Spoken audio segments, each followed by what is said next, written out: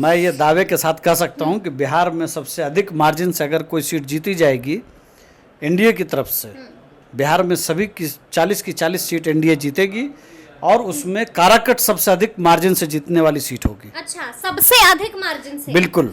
कन्हैया कुमार को जानबूझ करके टिकट नहीं दिया गया, जानबूझ करके कन्हैया कुमार को नहीं दिया गया, इसीलिए पर्पसफुली नहीं दिया गया कि कल वो खतरा बन सकते हैं। तेजस्वी यादव के लिए कल पप्पू यादव खतरा बन सकते हैं। तेजस्वी यादव, हाँ बिल्कुल।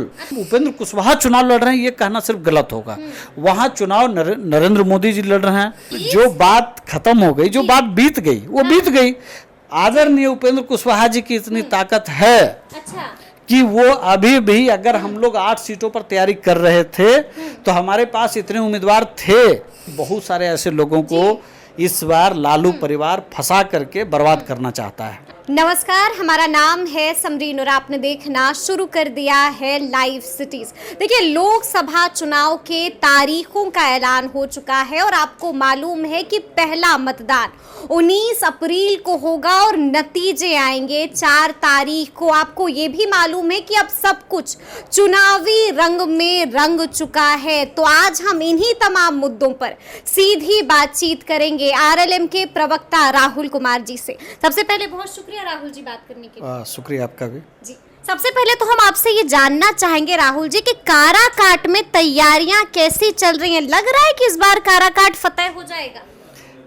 मैं ये दावे के साथ कह सकता हूँ कि बिहार में सबसे अधिक मार्जिन से अगर कोई सीट जीती जाएगी एनडीए की तरफ से, बिहार में सभी की 40 सीट एनडीए जीतेगी और उसमें काराकट सबसे अधिक मार्जिन से जीतने वाली सीट होगी। अच्छा, सबसे अधिक मार्जिन से? बिल्कुल। अच्छा, मतलब क्या होगी मार्जिन? हम उस पर भी आएंगे। क्या होगी? मतलब आपने तो बड़ा दावा कर दिया है। 4 लाख प्लस। 4 लाख प्लस। याद रहेगा ना राहुल जी को कि लाइव सिटीज पर? अच्छा, मुझे याद रहे या न रहे, आपके यहाँ रिकॉर्ड में रहेगा। बिल्कुल रहेगा, बिल्कुल रहेगा। अच्छा, हम ये भी जानना चाहेंगे राहुल जी कि आपको 2019 भी याद होगा। आपको याद होगा कि उपेंद्र कुशवाहा 80,000 मतों से हारे थे। वो भी दौर याद है और अब आपका दावा भी जो आपने अभी अभी किया है। तो लगता है कि चुनौती कम नहीं होने वाली है, काराकाट फतेह करना आसान नहीं होने वाला है। देखिए, 2019 के अगर परिणामों को देखेंगे तो 1-2 सीट को अगर छोड़ दी जाए या 3-4 सीटों को छोड़ दी जाए तो ज़्यादातर सीटों पे महागठबंधन के उम्मीदवार को यहाँ पे 2 लाख से ज़्यादा वोटों से हार का सामना करना पड़ा था। और उसमें काराकट निश्चित तौर पर एक कन्फ्यूज़न भी हुआ था, चूँकि उजियारपुर से भी हमारे उम्मीदवार थे तो एक कन्फ्यूज़न भी हुआ था। नहीं तो हम तब भी उस सीट को जीतते, लेकिन 2.5 लाख के मार्जिन से, 2 लाख के मार्जिन से तब महागठबंधन की ज़्यादातर सीटें हारी गई थी और तब हमारे नेता का मार्जिन इतना था। लेकिन तब और अब में एक बहुत बड़ा फर्क है। क्या फर्क है? फर्क यह है कि 2019 में चुनाव हारने के बाद भी अमूमन आप किसी भी उम्मीदवार को आप देखेंगे कि वो अपने क्षेत्र में जाना छोड़ देते हैं और फिर ये देखते हैं कि जब उनको टिकट मिल जाता है तब फिर वो जाते हैं। लेकिन समरीन जी, आपको भी मालूम है, कई बार मेरी आपसे चर्चा भी हुई है इस बारे में, ये अलग अलग जगहों पे भी ये खबरें भी आती रही हैं कि कुशवाहा जी लगातार 19 में चुनाव हारने के बाद कभी भी ऐसा नहीं हुआ कि उन्होंने काराकट छोड़ने का काम किया। काराकट मुझे लगता है कि हर तीसरे या चौथे दिन गए होंगे और हमारा जो एक आंकलन है कि औसतन वो हर महीने तो नहीं, मतलब हर साल 300 से ज़्यादा गांव में या जगहों पर उनका या तो छोटा मोटा कार्यक्रम हुआ हो या किसी के दुख में, किसी की पीड़ा में, किसी की खुशी में वो सशरीर शामिल हुए हैं। तो मुझे लगता है कि पिछले 5 साल के अगर वो देखा जाए तो जो जीते हुए सांसद और जनप्रतिनिधि होते हैं वो भी शायद इतनी बार नहीं जाते हैं जितना हमारे कुशवाहा जी ने काराकट को दिल से वो चाहते हैं। और काराकट की जनता भी, उनको भी एहसास था कि उन्होंने एक गलत फैसला लिया और चुनाव ये हारे, तो उनको भी एहसास था, तो उन्होंने भी इनको बराबर बुलाने का काम किया। और हमारे नेता, मुझे लगता है कि बिहार के अकेले ऐसे नेता होंगे जो 24 घंटे सक्रिय रहते हैं, क्षेत्र में रहते हैं और पूरा बिहार घूमते हैं। अच्छा, हम ये भी आपसे जानना चाहेंगे, कुछ दिनों पहले मेरी बात हो रही थी महाबली सिंह से, मौजूदा सांसद हैं काराकाट के। देखिए, उन्होंने साफ साफ कह दिया कि जैसे ही जनता को पता चला कि इस बार मैदान में महाबली सिंह नहीं बल्कि उपेंद्र कुशवाहा होंगे एनडीए की तरफ से, तब से वहां की जनता में अच्छी खासी नाराजगी है, जैसा कि महाबली सिंह ने बताया। देखिए, किसी व्यक्तिगत किसी नेता की टिप्पणी पर मैं टिप्पणी नहीं करूंगा। मुझे लगता है कि आदरणीय नीतीश कुमार जी ने वो सीट छोड़ी है हमारे नेता के लिए, क्योंकि हमारा दावा वहाँ बनता था। मैंने कहा ना कि पिछले 5 साल में अगर कोई एक नेता चुनाव हारने के बाद भी जनता के बीच लगातार बना रहा तो वो नेता उपेंद्र कुशवाहा थे, और ये बात एनडीए के लगभग हर व्यक्ति को मालूम है। और जब एनडीए चुनाव वहाँ लड़ रहा है तो हम उपेंद्र कुशवाहा चुनाव लड़ रहे हैं, ये कहना सिर्फ गलत होगा। वहाँ चुनाव नरेंद्र मोदी जी लड़ रहे हैं, बिहार के 40 सीटों पर नरेंद्र मोदी जी चुनाव लड़ रहे हैं, नीतीश कुमार जी चुनाव लड़ रहे हैं, कुशवाहा जी चुनाव लड़ रहे हैं, और चिराग पासवान जी चुनाव लड़ रहे हैं, और मांझी जी चुनाव लड़ रहे हैं। मतलब हम उम्मीदवार भले राष्ट्रीय लोक मोर्चा के हैं, लेकिन 40 की 40 सीट पर भले उनका सिंबल अलग अलग है, लेकिन वो सभी लोग एनडीए के उम्मीदवार हैं।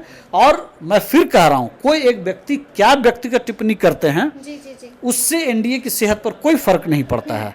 पिछली बार भी कई ऐसी सीटें थी जहां पे कुछ लोग निर्दलीय लड़ गए, कुछ लोग नाराजगी में लड़ गए, लेकिन जनता जिनको प्रेम करती है उनको जिताने का काम करती है। और मैंने कहा कि मैं फिर से कह रहा हूं कि mark my word, 4 lakh plus vote से उपेंद्र कुशवाहा सदन में जा रहे हैं। अच्छा, जा रहे हैं, बिल्कुल रिकॉर्ड में रहेगा राहुल जी। लेकिन एक और बात, एक बड़ा झटका तो लग गया आप लोग को। चुनाव से पहले ही प्रदेश अध्यक्ष रमेश कुशवाहा ने पार्टी से इस्तीफा दे दिया, यानी कि अभी शुरू हो गया झटका लगना। नहीं, मुझे लगता है कि इसको झटका बताने की कोशिश हो रही है। प्रदेश अध्यक्ष ने इस्तीफा दे दिया है, कहीं से भी ऐसी कोई बात नहीं है। इस्तीफा दिया है ना, वो एनडीए में ही है, एनडीए के घटक दल से। आरएलएम क्यों छोड़ा, क्यों दिया इस्तीफा? देखिए, गठबंधन में हमारी सीटें एक थी, ठीक है, सहमति बनी होगी कहीं पर कि भाई वहां से किसी कुशवाहा उम्मीदवार को लड़ाना चाहिए, उनके पास कुशवाहा उम्मीदवार नहीं होगा, इसलिए वो हमारे पार्टी के लीडर को लेकर के गए, और बात एनडीए की ही है। तो हमारे नेता ने तो बहुत स्पष्ट तौर पर कहा, और उम्मीदवारों की जरूरत है तो बताइएगा प्लीज। जो बात खत्म हो गई, जो बात बीत गई वो बीत गई। आदरणीय उपेंद्र कुशवाहा जी की इतनी ताकत है कि वो अभी भी, अगर हम लोग 8 सीटों पर तैयारी कर रहे थे तो हमारे पास इतने उम्मीदवार थे, इसलिए इस जो बात खत्म हो गई। मतलब झटका नहीं लगा है, सहमति से हुआ है सब। कोई भी पार्टी समरीन जी नेता से नहीं चलता है, कोई भी पार्टी कार्यकर्ता से चलती है, और कार्यकर्ता हमारे बहुत मजबूती से हमारे साथ खड़े हैं। और लोकसभा चुनाव के बाद अगर हमको एक और समझौते के बाद भी एक एमएलसी सीट के लिए कहा गया तो कहीं न कहीं कुशवाहा जी मंत्री पद भी कहा गया है, जिस तरह की चर्चाएं हैं, उसको आप छोड़ दीजिए, मंत्री पद सेकेंडरी है, पहले एमएलसी होंगे तभी मंत्री होंगे। लेकिन मेरा ये कहना है कि बहुत सारे ऐसे लोग होते हैं जो गठबंधन पॉलिटिक्स में पीछे छूट जाते हैं, दोनों गठबंधन में आपने देखा होगा। लेकिन क्या कुशवाहा जी पीछे छूट गए? वो है ना, और बहुत मजबूती से हैं, और बहुत मजबूती से ही नहीं है बल्कि जो सीटें अनाउंस हुई उसके बाद भी कहा गया कि भाई आपकी और भी सीटें हैं एमएलसी के तौर पर। तो हमारी ऐसा चाह तो हमारी देखिए, चाहने की तो लालू जी चाहते होंगे कि हम 40 की 40 सीट जिता दें, कल प्रधानमंत्री पद के राहुल गांधी ना हो करके तेजस्वी जी हो जाएं, ठीक है। नीतीश जी भी चाहते होंगे कि भाई हम बीजेपी की क्या जरूरत है, बीजेपी को भी लगता होगा कि किसी की क्या जरूरत है। ये गठबंधन पॉलिटिक्स है। गठबंधन में एनडीए का जो स्वरूप आज है वही स्वरूप आज सच है। अच्छा ठीक है, एक सच्चाई से कल खत्म हो गया, वो सच नहीं है। चलिए ठीक है, जो सच नहीं है, जो सच है उसी पर एक और सच हम जानना चाहेंगे। 5 लोग हैं, चाहे मोदी जी की बात कर लें, नीतीश जी की बात कर लें, मांझी जी की बात कर लें, कुशवाहा जी और चिराग जी, ये 5 आज सच है। उसके बाद पारस जी कल पारस जी ने भी कहा कि हम एनडीए के साथ हैं, उनको कोई मोदी परिवार भी लिख लिया है अब। हाँ ठीक है, मोदी परिवार तो है ही, मुझे लगता है कि राष्ट्र सर्वोपरि है एनडीए के लिए। चलिए ठीक है, एक और सच हम जानना चाहेंगे राहुल जी से। राहुल जी, कुछ दिनों पहले मुलाकात हुई थी मुख्यमंत्री नीतीश कुमार और उपेंद्र कुशवाहा की, जो अंदर से खबरें आई, कहा तो ये गया कि वहां पर सीएम ने पूछा उपेंद्र कुशवाहा जी से कि बताइए ना कहाँ चले गए थे। देखिए, तो उसका बड़ा स्माइल कर रहे हैं, मतलब कि हमारी बात सच है, अब एकदम सच्चाई के साथ आप भी जवाब। मुझे लगता है कि पता नहीं कहाँ से ये सब चीजें आ जाती हैं। जो नीतीश कुमार जी और कुशवाहा जी में जो बातचीत हुई, मुझे नहीं लगता कि किसी ने प्रेस में ये कहा कि हमारी क्या बातचीत हुई।